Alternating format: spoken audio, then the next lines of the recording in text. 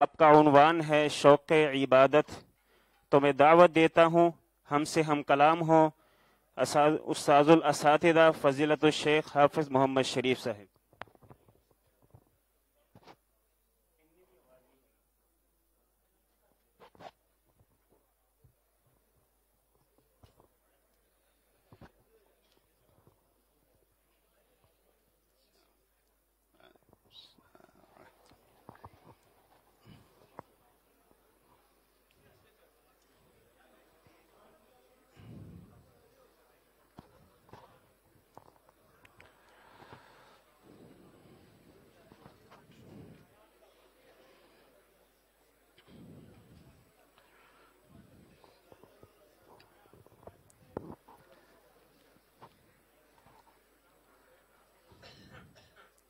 السلام علیکم ورحمۃ اللہ وبرکاتہ۔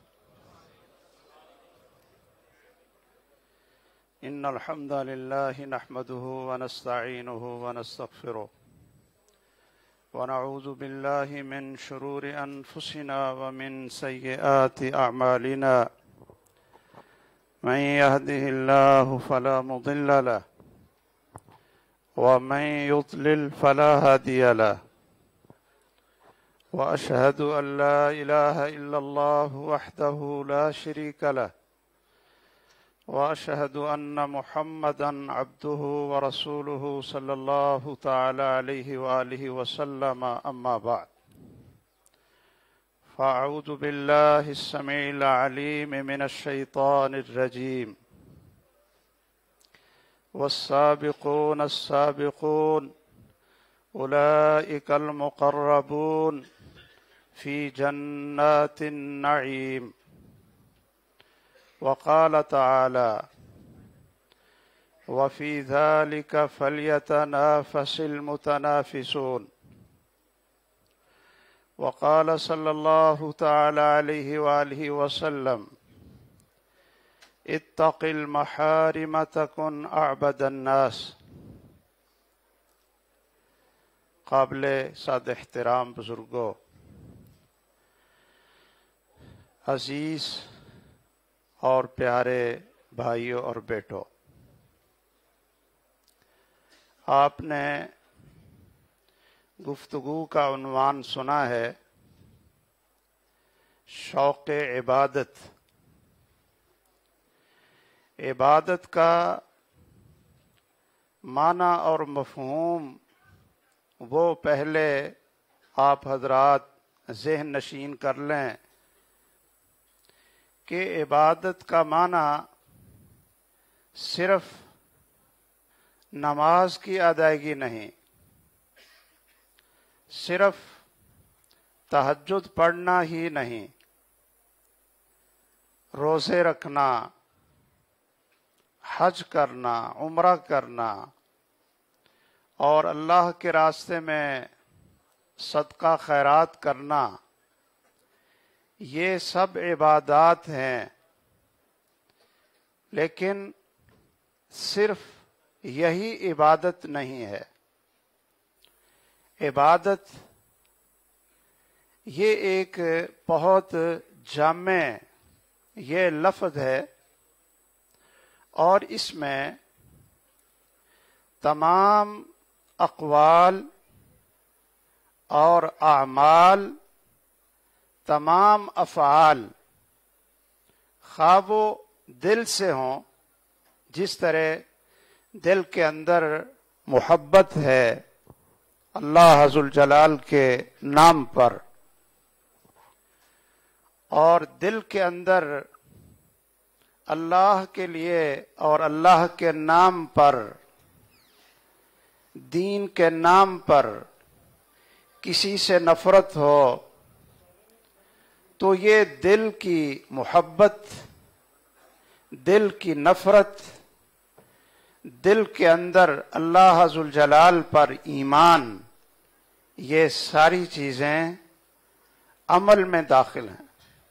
اس لیے آپ نے اگر ایمان کی تعریف اہل سنت اور اہل حدیث کی تشریح کے مطابق آپ نے سمجھنی ہو کہ ایمان کسے کہتے ہیں، تو دو لفظوں میں الایمان قول و عمل یزید و ینقص کہ ایمان قول کا نام ہے، فعل کا نام ہے، اور یہ بڑھتا بھی ہے اور کم بھی ہوتا ہے۔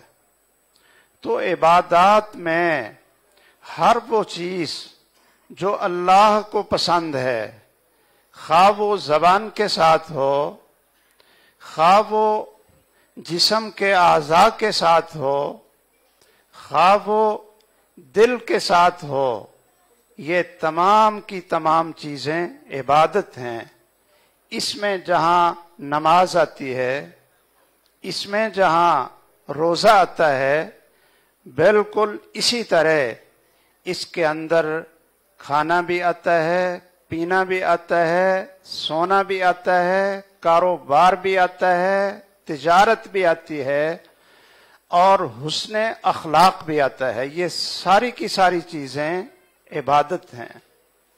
اور اسی طرح عبادت کے اندر صرف کام کرنا ہی نہیں آتا، بلکہ اللہ ذوالجلال کی منع کی ہوئی چیزوں کو چھوڑنا اور رسول مکرم صلی اللہ علیہ وسلم کی بتلائی ہوئی محرمات سے اپنے آپ کو روک لینا، یہ بھی عبادت ہے۔ مثلا ایک ہے سچ بولنا، یہ بھی عبادت ہے، اور ایک ہے جھوٹ سے بچنا، یہ بھی عبادت ہے۔ رسول اللہ صلی اللہ علیہ وسلم کا ارشاد گرامی ہے، اتق المحارم تکن اعبد الناس، کہ آپ اللہ ذوالجلال کی حرام کردہ چیزوں کو چھوڑ دو۔ محارم، اس میں ساری حرام کردہ چیزیں آتی ہیں۔ اس کے اندر شراب پینا یہ بھی حرام ہے، بدکاری یہ بھی حرام ہے، اور چوری یہ بھی حرام ہے، ڈاکہ زنی یہ بھی حرام ہے، اور جھوٹ بولنا یہ بھی حرام ہے، داڑھی کو مونڈنا یہ بھی حرام ہے، اور شلوار کو، چادر کو ٹخنوں سے نیچے کرنا یہ بھی حرام ہے۔ جتنی چیزوں سے اللہ تعالیٰ اور اس کے رسول صلی اللہ علیہ وسلم نے روک دیا ہے، اتق المحارم، ان کو چھوڑ دیں۔ یہاں نہ تو رات کی تہجد کا نام لیا، نہ زیادہ نفل روزوں کا نام لیا، نہ بار بار عمرے اور حج کا نام لیا۔ کیا کہا؟ اتق المحارم تکن اعبد الناس، کہ لوگوں میں سب سے زیادہ عبادت کرنے والا، سب سے زیادہ عبادت کرنے والے بن جاؤ گے کب؟ اتق المحارم، کہ اللہ ذوالجلال کی اور رسول اللہ صلی اللہ علیہ وسلم کی تمام حرام کردہ چیزوں سے رک جاؤ، بچ جاؤ۔ آپ ذرا غور کریں، اگر کوئی شخص نماز پابندی سے پڑھتا ہے، روزہ بڑے اہتمام سے رکھتا ہے، لیکن وہ رشتہ داریوں کو توڑتا بھی ہے، اب رشتہ داریوں کو توڑنا یہ حرام ہے، اور رشتہ داریوں کو جوڑنا اور ملانا یہ فرض ہے۔ تو تمام فرائض پر عمل اور تمام محرمات کو چھوڑ دینے کا نام، خواہ و زبان سے ہو، دل سے ہو، یا جسم کی حرکت سے ہو، وہ اخلاقیات میں آتے ہوں یا کاروبار میں آتے ہوں یا نماز اور روزے میں وہ چیزیں آتی ہوں، یہ ساری کی ساری اللہ ذوالجلال کی عبادت ہے اور بندگی ہے۔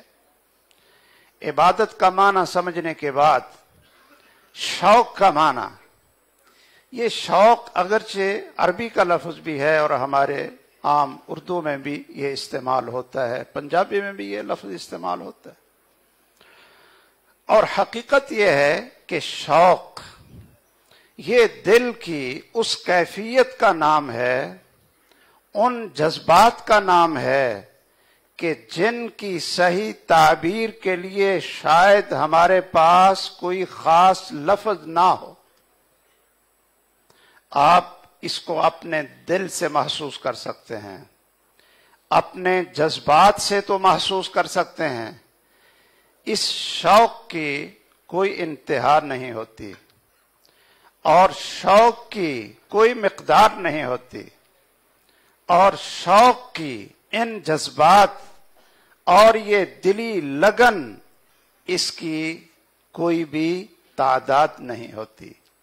اس لیے ہم دیکھتے ہیں قرآن مجید کے اندر، محمد الرسول اللہ صلی اللہ علیہ وسلم کی سنت کے اندر، کہ جب ہمیں عبادت کا شوق دلایا گیا ہے تو اس کے لیے عام لفظ بولا، سارعو، کہ لوگوں جلدی کر لو، ایک دوسرے سے آگے لگ جاؤ، ایک دوسرے سے جلدی کر لو، وسابقو، کہ سابقون میں بن جاؤ، پہلا نمبر لو، سب سے آگے بڑھ جاؤ۔ کس طرف؟ کسی خاص عمل کا نام لیا، کہا الی مغفرۃ من ربکم، ہر اس عمل کی طرف جس سے اللہ گناہوں کو معاف کرتا ہے۔ وہ دل کا عمل، انسان کے جسم کی حرکت کا عمل، وہ سجدے کا عمل، رکوع کا عمل، زبان سے تلاوت کا عمل، ہاتھ کے ساتھ صدقہ خیرات کا عمل، اپنے آپ کو اللہ کی نافرمانی سے روک لینے کا عمل، سارعوا الی مغفرہ، اللہ کی بخشش کی طرف ہر وہ عمل جس سے اللہ کی بخشش حاصل ہوتی ہے، وجنہ، اور ہر وہ عمل، ہر وہ فعل جس سے اللہ ذوالجلال کی جنت ملتی ہے، اس کا اپنے اندر جذبہ، شوق اور آگے بڑھنے کا یہ تمنا، یہ اپنے اندر پیدا کرو۔ والسابقون السابقون اولئک المقربون، آگے بڑھ جانے والے یہی اللہ کے مقرب ہیں، اور اللہ ذوالجلال نے ان کے لیے ہمیشہ رہنے والی نعمتوں کی جنت اور باغات رکھے ہوئے ہیں۔ آئیے میں چلتے چلتے جلدی میں کچھ چیزوں کی فہرست اور ایک دو مثالیں آپ کے سامنے رکھتا ہوں کہ جس سے ہمیں یہ احساس ہو جائے کہ ہمارے اندر لفظ شوق اور عبادت کا جذبہ، عبادت کی تمنا اور وہ محبت نہیں ہے جو اللہ ذوالجلال کے لیے اور محمد الرسول اللہ صلی اللہ علیہ وسلم کے لیے ہونی چاہیے۔ ہم عام طور پر یہ سمجھتے ہیں کہ فرض نمازیں، ان کو پڑھنا، جماعت کے ساتھ ادا کرنا، پہلی صف میں آنا، نماز کے لیے وضو کرنا، یہ بھی ہمارے اندر شوق ہونا چاہیے۔ ہر وقت باوضو رہنا، یہ بھی ایک شوق ہے، اور یہ شوق کس نے پالا تھا؟ یہ شوق اپنے اندر پالا تھا سیدنا بلال حبشی رضی اللہ تعالیٰ۔ آپ فجر کی نماز پڑھتے ہیں، اور عموماً آپ کی یہ عادت مبارکہ ہوتی تھی کہ آپ فجر کی نماز پڑھ کر ذکر اذکار کر کے اپنا چہرہ انور صحابہ کرام کی طرف موڑ کر بیٹھ جاتے، اور کیا کہتے کہ کسی نے اگر خواب دیکھا ہے تو بتاؤ، اور صحابہ کرام رضی اللہ تعالیٰ عنہم اپنے اپنے خواب بتاتے، اور خود اگر محمد الرسول اللہ صلی اللہ علیہ وسلم نے خواب دیکھا ہو تو آپ اپنا خواب بھی بتلاتے۔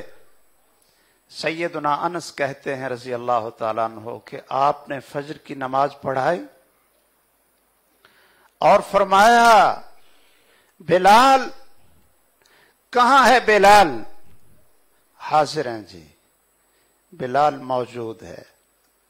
پوچھا بلال ایو عمل ارجا عملتا ہو، کہ وہ کون سا عمل ہے سب سے زیادہ اللہ کی رحمت اور ثواب کی امید والا جو تم عمل کرتے ہو؟ اس لیے کہ میں نے آج جنت میں اپنے آگے آپ کے چلنے کی آواز سنی ہے۔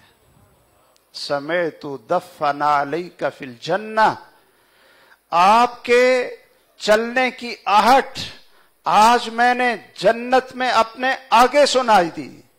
تو کیا عمل کرتے ہو؟ تو سیدنا بلال رضی اللہ تعالیٰ عنہ نے کیا فرمایا؟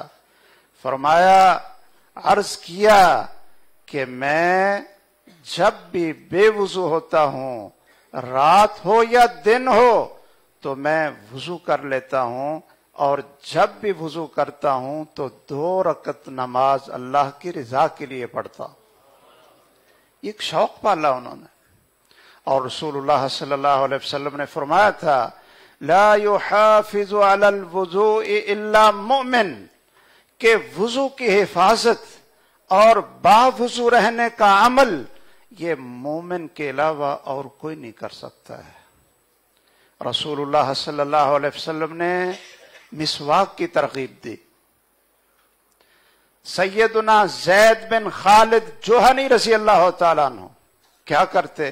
شوق ہے نا، وہ جب نماز پڑھنے کے لیے آتے تو کان پر جس طرح کاتب لکھنے والا، اب تو ماشاءاللہ کمپیوٹر ہی آ گئے نا جی، پہلے قلم سے لکھتے تھے، تو جس طرح کاتب اپنی قلم کو کان کے اوپر رکھ لیتا ہے جب وہ کسی کام میں مصروف ہوتا ہے، تو سیدنا زید بن خالد جوہنی رضی اللہ تعالیٰ عنہ مسواک یہ کان پہ رکھ لیتے تھے۔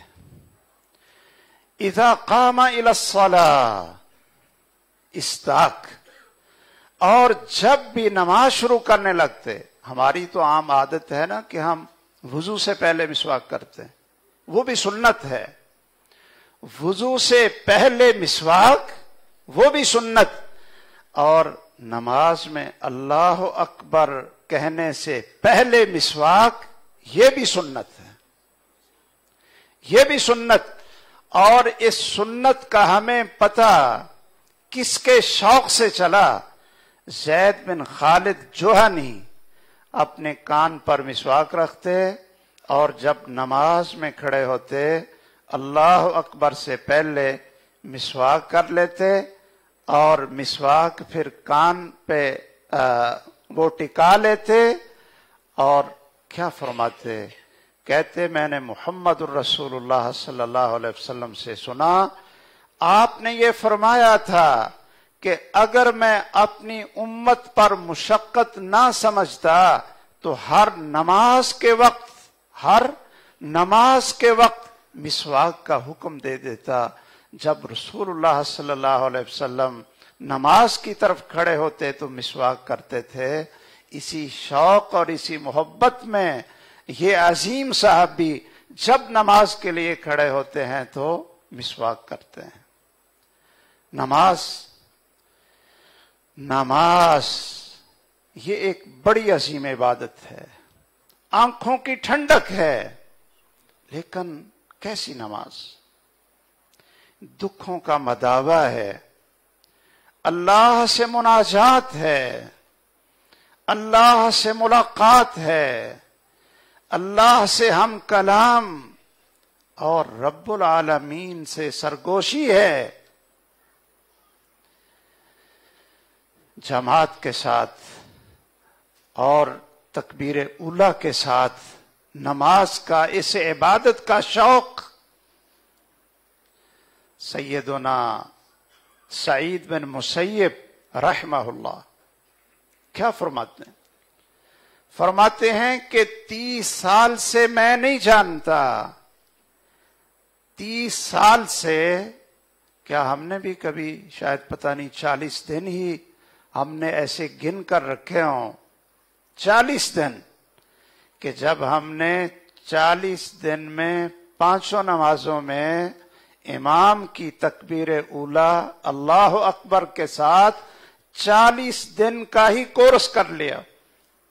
رسول اللہ صلی اللہ علیہ وسلم کا ارشاد گرامی ہے کہ جو شخص 40 دن 5 نمازیں تکبیر اولا کے ساتھ پڑھ لیتا ہے کتبت لہو براءتان، اللہ ذوالجلال اس کو 2 پروانے عطا فرما دیتے ہیں، براءۃ من النفاق و براءۃ من النار، کہ یہ میرا بندہ نفاق سے بھی پاک اور صاف ہو گیا، و براءۃ من النار، اور جہنم سے بھی آزاد ہو گیا.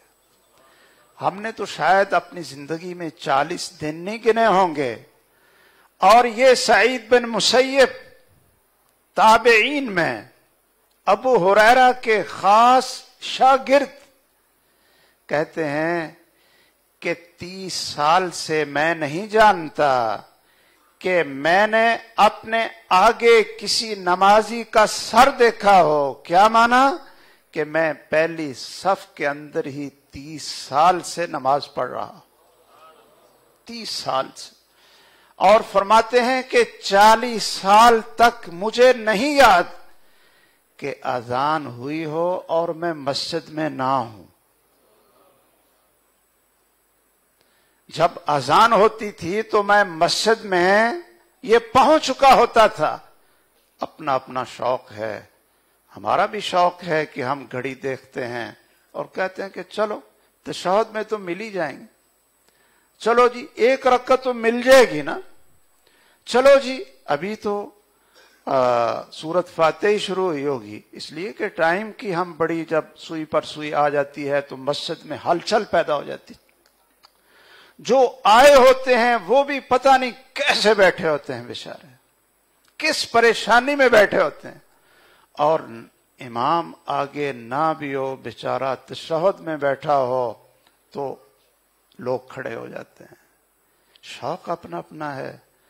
اگر کسی کے اندر یہ شوق ہو، کسی کو پتا ہو کہ اذان اور اقامت کے درمیان والا وہ قیمتی وقت ہے کہ جب محمد الرسول اللہ صلی اللہ علیہ وسلم نے فرمایا ہے لا يرد الدعاء بین الاذان والاقامہ، کہ اذان اور اقامت کے درمیان کا وہ قبولیت کا وقت ہے کہ بندہ مسلم جو اللہ سے مانگتا ہے اللہ ذوالجلال اس کے ہاتھوں کو خالی نہیں موڑتا. کوئی دعا میں لگا ہو، کوئی قرآن پڑھنے میں لگا ہو، کوئی ذکر اذکار میں لگا ہو. خیر اپنا اپنا شوق ہے. تراویح پڑھنے کا شوق، تہجد پڑھنے کا شوق، یہ تو فرض نمازیں تھیں نا. تراویح، رات کی تہجد. سیدنا ابو ہریرہ رضی اللہ تعالیٰ عنہ، ان کی ایک بیٹی ہے، وہ خود ہیں، ان کی والدہ ہے اور پوری رات کو 3 حصوں میں تقسیم کیا ہوا ہے کہ ہمارے اس گھر میں رات کا کوئی لمحہ ایسا نہیں ہوگا کہ جس کے اندر قیام لیل اور قرآن کی تلاوت نہ ہو. کیا کرتے کہ رات کو 3 حصوں میں تقسیم کر دیتے. ایک حصہ خود قیام لیل کرتے اور قرآن پڑھتے، اور پھر ان کی امی اٹھ جاتی. ایک حصہ تہائی ان کی امی تہجد پڑھتی اور قرآن پڑھتی، اور پھر 1/3 اپنی بیٹی کو اٹھا دیتے کہ بیٹی رات تو بیت رہی ہے، اللہ کے سامنے کھڑے ہو جاؤ.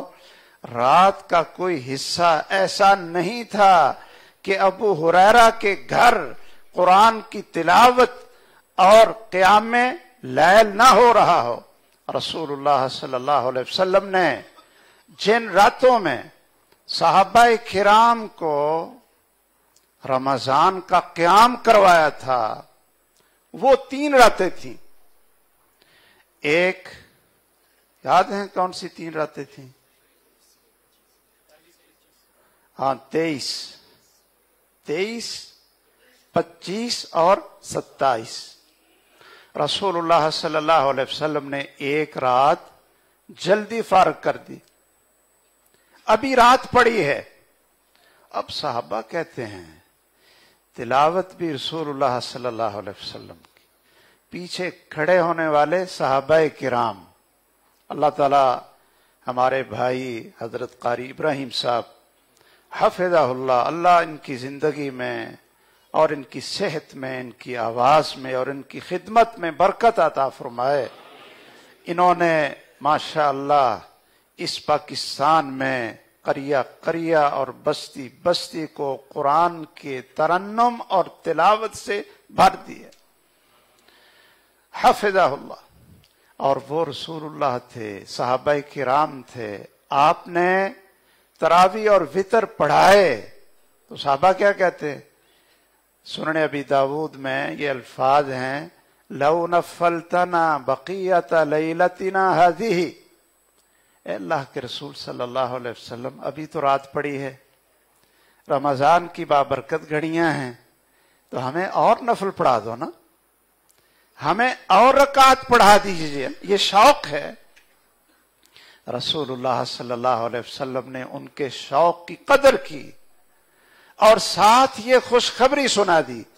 کہا من صلی مع الامام حتی ینصرف معه کتب لہ اجر قیام لیلہ. کہ تم نے امام کے ساتھ یہ تراویح پڑھ لی ہے، قیام کر لیا ہے، امام کے ساتھ ہی فارغ ہو رہے ہو. جو شخص امام کے ساتھ یہ تراویح پڑھ لے، اس لیے کہ یہ موقع اور سبب ورود جسے کہتے ہیں ہمارے علماء کرام، کہ آپ نے کس موقع کی مناسبت سے یہ بات کی، تو وہ رات کا قیام ہی تھا، وہ تراویح ہی تھی. تو جو شخص امام کے ساتھ پڑھ لے اور امام کے ساتھ فارغ ہو، کتب لہ اجر قیام لیلۃ. اللہ کی رحمت بھی دیکھو کہ اللہ ذوالجلال اس کے لیے پوری رات کے قیام کا ثواب لکھ دیتے ہیں. یہ شوق تھا، صرف نماز کا شوق نہیں، صدقہ خیرات کا بھی بڑا شوق تھا. اللہ کے راستے میں خرچ کرنے کا اتنا شوق تھا. سیدنا عمر رضی اللہ تعالیٰ عنہ کہتے ہیں کہ رسول اللہ صلی اللہ علیہ وسلم نے ایک موقع پر صدقے کا حکم دیا، لاؤ بھی خرچ کرو. فرماتے ہیں کہ ان دنوں میں میری کچھ حالت بہتر تھی، آسودہ حال تھا. تو میں نے دل میں سوچا کہ پوری زندگی کبھی ابو بکر سے میں آگے نہیں بڑھ سکا، آج میں ان سے زیادہ اللہ کے رسول کی جھولی میں ڈال کر آج تو ان سے آگے بڑھ جاؤں. کسی کو شوق ہے دنیا کی دولت زیادہ کمانے کا، اور کسی کے دل میں اللہ نے شوق پیدا کیا ہے اللہ کے دیدار اور اس کی ملاقات کا، اور کسی کے اندر اللہ ذوالجلال نے شوق پیدا کیا ہے قرآن میں آگے بڑھنے کا، صدقہ خیرات میں آگے بڑھنے کا. یہ اپنی اپنی قسمت اور اپنا اپنا نصیب ہے. سیدنا عمر کہتے ہیں رضی اللہ تعالیٰ عنہ کہ میں نے اپنے گھر میں جو کچھ تھا 2 حصوں میں تقسیم کیا اور آدھا رسول اللہ صلی اللہ علیہ وسلم کی خدمت میں حاضر کر دیا. سیدنا ابو بکر بھی لے آئے، دوسرے صحابہ بھی جو اللہ کی توفیق تھی. تو رسول اللہ صلی اللہ علیہ وسلم نے پوچھا کہ عمر کیا لائے؟ کہا جی سارے گھر کا سامان 2 حصوں میں کر کے آدھا آپ کے قدموں میں لا دیا ہے. پوچھا ابو بکر آپ کیا لائے؟ تو سیدنا ابو بکر کہنے لگے جی جو کچھ گھر میں ملا سارا کچھ لے آیا. کہا ما ترکت فی بیتک، کہ اپنے گھر میں گھر والوں کے لیے کیا چھوڑا؟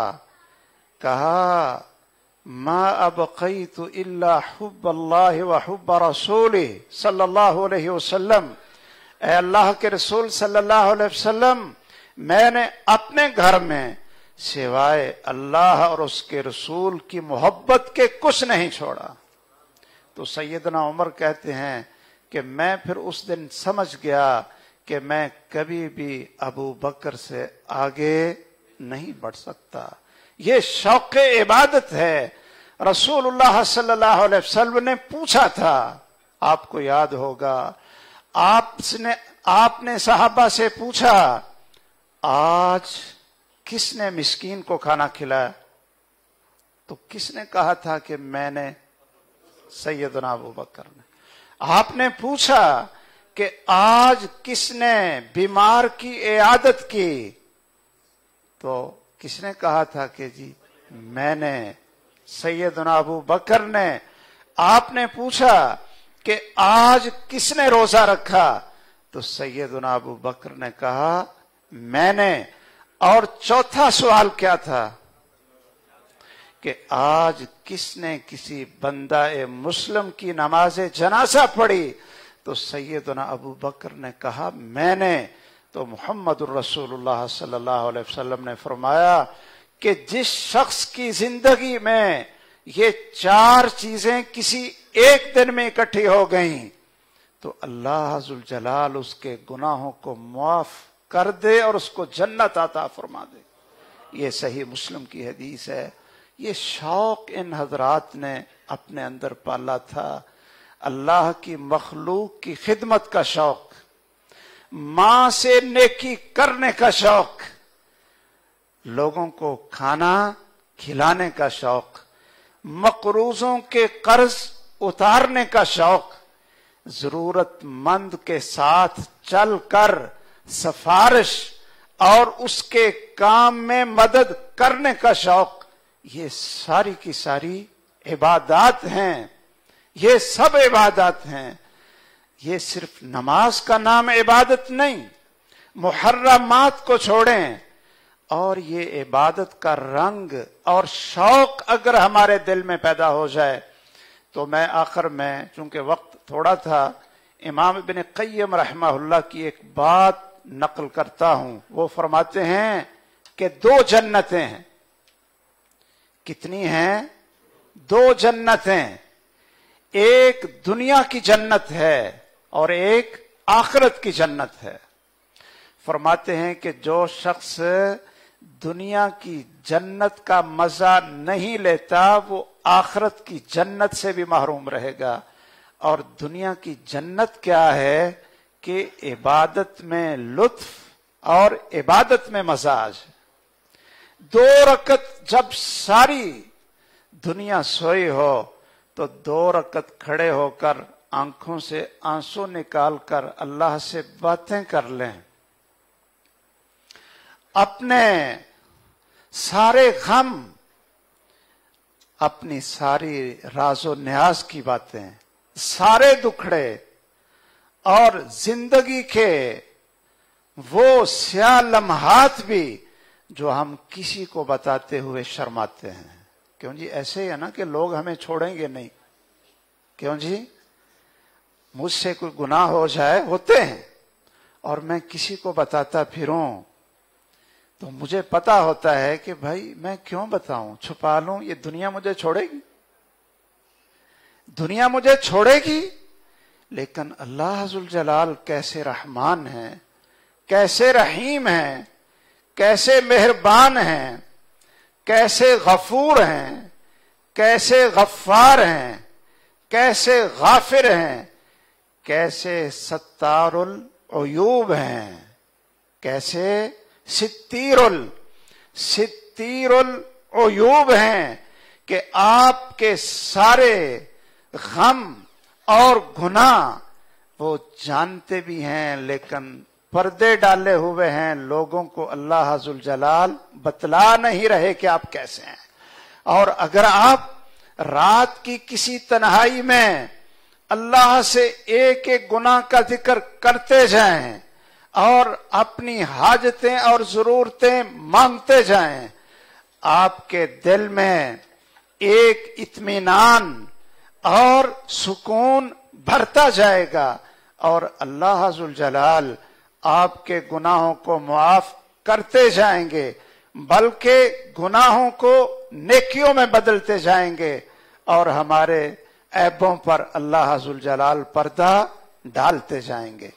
آئیے یہ عبادت کی لذت اور یہ عبادت کا شوق ہر نیک عمل میں، تمام گناہوں کو چھوڑنے میں اللہ ذوالجلال مجھے بھی توفیق دے دے، آپ بھائیوں کو توفیق دے دے۔ حقیقت ہے کہ صحابہ کرام اور تابعین، ائمہ محدثین، ان کی زندگیاں بھری ہوئی ہیں کیسی کیسی چیزوں میں۔ ایک حدیث، علم کا شوق، ایک حدیث کا شوق مدینے سے چلے تو کہاں لے گیا؟ مصر میں۔ صرف ایک حدیث سننے کا شوق ہے۔ مدینے سے چلے یہ شوق شام میں لے گیا۔ حضرت جابر کہتے ہیں کہ میں نے اونٹ سپیشل خریدا اور 1 مہینے کی مسافت صرف اس لیے کہ رسول اللہ صلی اللہ علیہ وسلم کے ایک صحابی وہاں ہیں اور ان سے یہ مجھے حدیث پہنچی ہے قال رسول اللہ، تو میں صرف یہ بات سننے کے لیے پورے مہینے کا سفر طے کر ان کی زبان اقدس سے یہ الفاظ دوبارہ سن لوں۔ آپ بھی مسجد میں آنے کا شوق اور یہ شوق کہ مسجد میں جائیں گے، کچھ چیز سیکھیں گے، کچھ سکھا دیں گے، تو یہ شوق آپ کو کہاں لے جائے گا؟ محمد الرسول اللہ صلی اللہ علیہ وسلم نے فرمایا جو شخص اپنے گھر میں وضو کرے اور پھر مسجد کی طرف آئے، ہر قدم اٹھائے تو اس کو نیکیاں ملتی ہیں، گناہ معاف ہوتے ہیں، واپسی پہ بھی ہر قدم پر اس کو نیکیاں ملتی ہیں اور گناہ معاف ہوتے ہیں۔ آپ فرماتے ہیں اس نیت سے آئے کہ میں علم سیکھوں گا یا کسی کو کوئی بات سکھا دوں گا، لم یاتی الا لخیر یتعلمہ او یعلمہ، سن لوں گا یا سنا دوں گا۔ تو رسول اللہ صلی اللہ علیہ وسلم فرماتے ہیں فاجرہ کاجر الحاج المحرم، اس کا آتے اور جاتے وہ اجر لکھا جاتا ہے جو احرام باندھ کر لبیک اللہم لبیک کہتے ہوئے حج کی نیت سے بیت اللہ کی طرف جا رہا ہے۔ اللہ تعالی ہمارے اندر عبادت کا اور بندگی کا شوق پیدا فرمائے، اور عبادت کے اس وسیع مفہوم کو جو میں نے شروع میں عرض کیا اس کو ہماری زندگی میں اللہ تعالیٰ اتارنے کی ہم سب کو توفیق عطا فرمائے، آمین۔ وآخر دعوانا الحمد للہ رب العالمین، سبحانک اللہم وبحمدک، اشہد ان لا الہ الا انت، استغفرک واتوب الیک۔ بارک اللہ فیکم۔